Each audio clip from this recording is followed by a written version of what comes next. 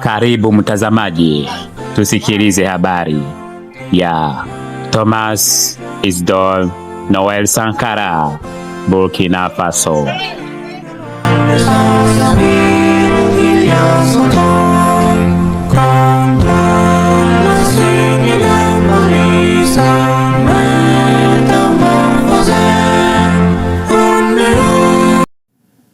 Tunawasalimia ninyi nyote mnatusikiliza. Amani za Mwenyezi Mungu zikuwe pamoja nanyi.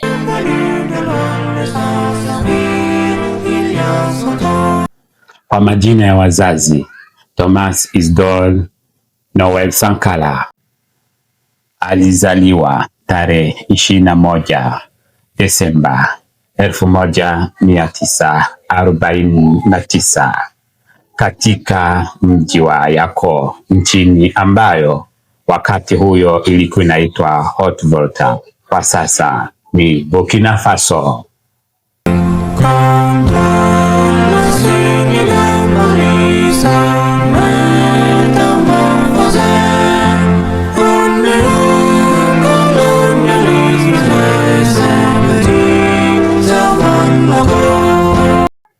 Alikuwa na cheo mwanajeshi kapiteni.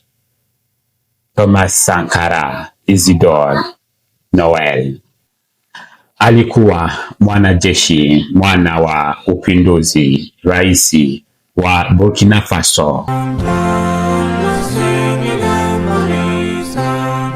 Alikuwa rais kuanzia mwaka wa 1983 hadi 1987.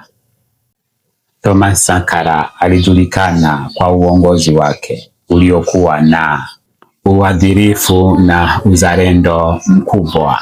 Alipiga vikali ufisadi, ukoloni, maomboleo na unyonyaji wa mataifa ya Afrika.